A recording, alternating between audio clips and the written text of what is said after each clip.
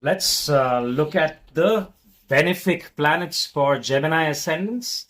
So especially if you're running through a Mahadasha, it's good to check which planet you're running through. If it's an Antardasha as well, is the planet a friend or it's an enemy planet, so that you can expect the results and be careful if you're not running through a friendly planet's time period.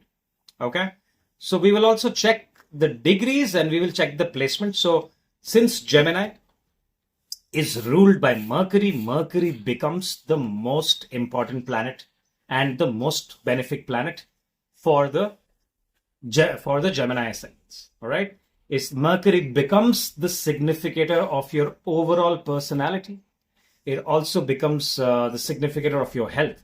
So if Mercury is well placed, usually Gemini ascendants will be very healthy and will have the traits of Mercury, which means they will have natural good communication skills. They would like to form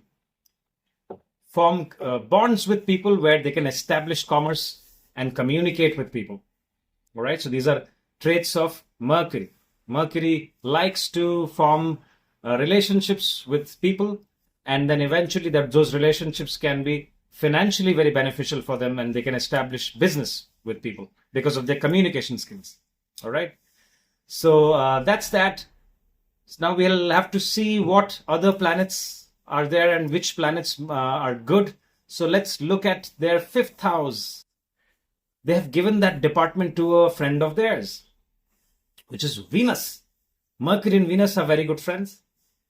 So Venus is governing their fifth house, where all their past life good deeds are locked. Their children, all the speculation, all the entertainment, romance is all seen from there. So if Venus is very well placed, this could be a very, very good time if they're running through Venus Mahadasha. Venus Mahadasha is usually for 20 years. People wait for their Venus Mahadasha and Venus Antardasha. And Venus Mahadasha is usually good for about 70% of the people. Yeah, we have to look at the placement of Venus. We have to see what degrees Venus is in. Is it getting aspected by malefics, or it's aspected by its own friend? So if there is some kind of conjunction between Mercury and Venus, it can form a very, very powerful yoga. For example, if Mercury and Venus get conjunct in the 10th house, becomes extremely, extremely powerful. Forms a Neech Bhang Raj Yoga and also a Raj Yoga. Okay. So Venus is a very, very benefic and a yoga karaka planet for the Gemini ascendant. Moving forward, let's look at what else is very benefic for them. We will look at the 9th house. You see the 9th house lord. Although the 8th house and the 9th house lord is the same, Saturn becomes a yoga karaka planet for the Gemini ascendant. Since it's the lord of the 9th house, your luck, your higher education, your gurus, it's all seen from the 9th house. So if Saturn is very well placed, the Gemini ascendants usually they're not the most patient people, but if Gemini ascendants are running through Saturn Mahadasha or Saturn Antardasha, or even if Saturn is conjunct with Mercury, which means it's your Lagna Lord. If you are disciplined, patient, and extremely organized and structured, you will get fantastic results. Especially if you're running through Saturn Mahadasha or Saturn Antardasha. Although it is the joint lord of your 8th house, it will still give you good results. Because if you live with a lot of patience, discipline, you will not have sudden ups and downs in life. Sudden ups and downs are for people who usually take unnecessary risks. If people are not taking risks, they will not have too many ups and downs in life. Okay.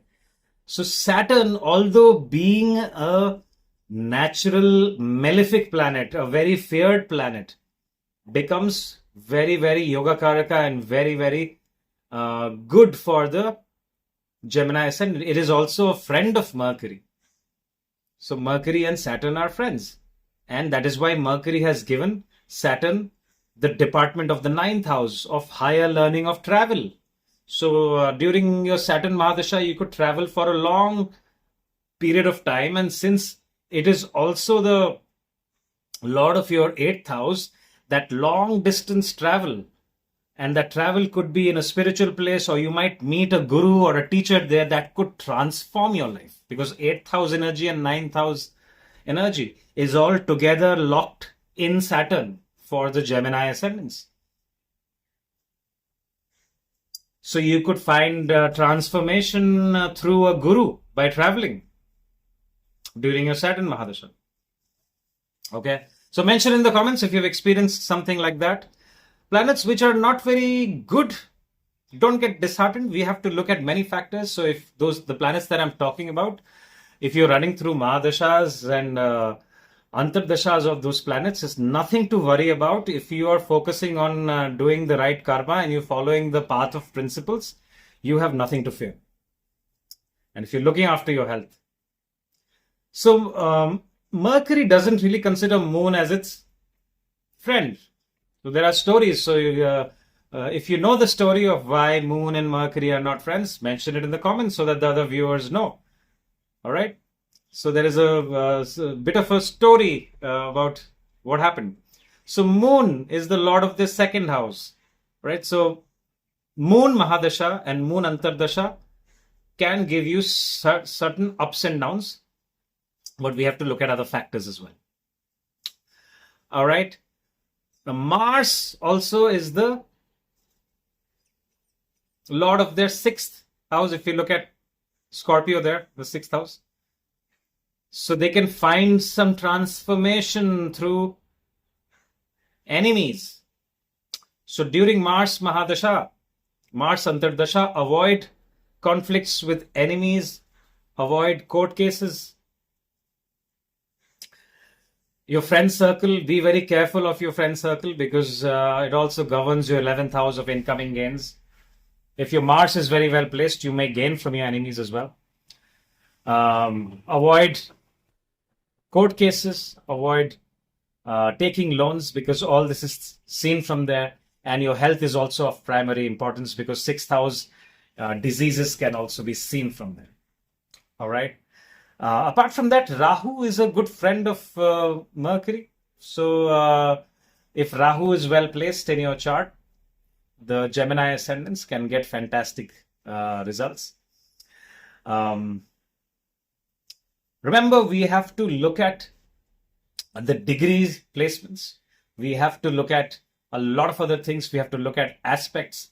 We have to look at conjunctions. We have to look at the placement in the D9 and the divisional charts as well, before we establish how the results are going to be. All right. So let me know what you guys think. Share your experiences in the comments. If you like this video, hit the like button and share it with other Gemini Ascendant friends. If you need a consultation, my information is right here. Thank you very much for your time. I will talk to you soon. Bye-bye.